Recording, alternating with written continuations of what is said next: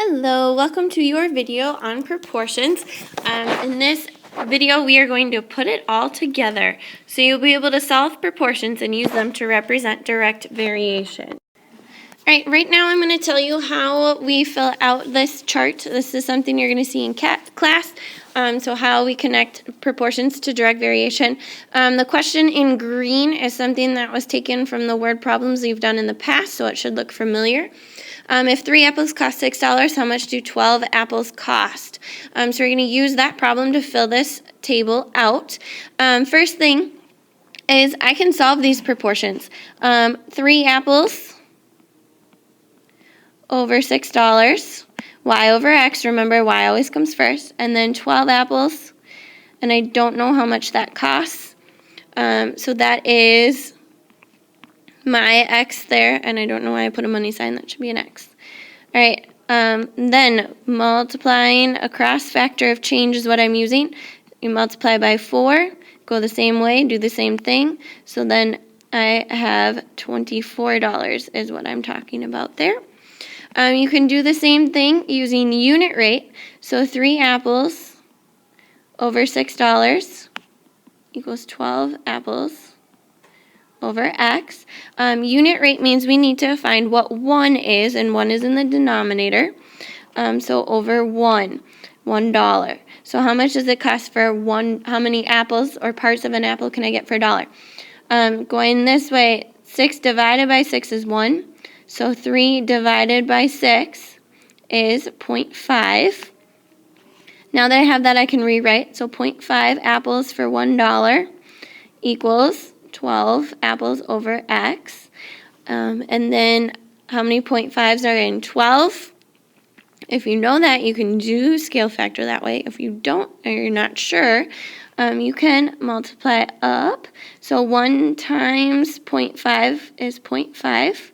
So if I go the opposite way to find out what x is, I would divide by 0.5, which will actually give me 24, which is the same thing that I got the first time, so that's how I know I did it right. Then, is this a rate, ratio, or unit rate? Well, rate has 2 labels. Unit rate has the word rate in it, which means it also has 2 labels. Unit, though, means 1. And so then ratio just is the one with just 1 label. This problem right here, 3 apples cost $6. That is a rate because there's 2 labels there. It is not unit rate because 1 is not involved. Describe it would mean 3 apples for $6. Write the direct variation equation is the next one. You have y equals kx. Y is 3. K is an unknown, x is 6. So I solve for k, which will be 1/2.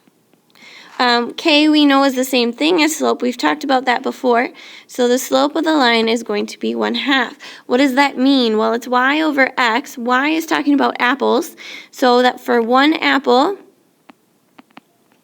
is $2. That's what your slope is telling you. For every 1 apple, it's $2 more. I can fill out my table then.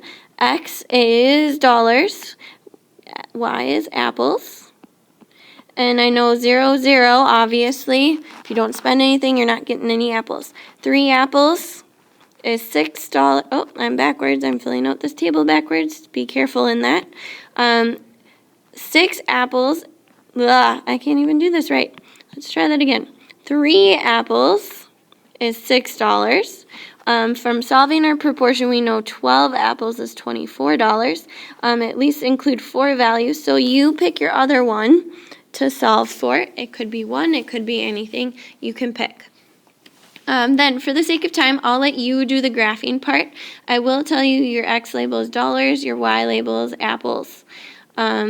And then please make sure you're labeling your scale and including that. But I'll let you do that for the sake of time on your own. So I'll be looking for that when you come into class tomorrow. Next one, list 5 points on the graph. If you want to, you can use the equation. Oh, I didn't even finish this equation. The equation is y equals 1/2 x. Sorry, make sure you finish yours. So 1/2 x, I can use that to find the points on the graph. Otherwise, I can use my table as well. So 0, 0, 6, 3, 24, 12, and it says include 5. I will let you pick the second two, and I will look for those in class. So finish this up, and then that's all you got to do. This is the end. Thank you for watching.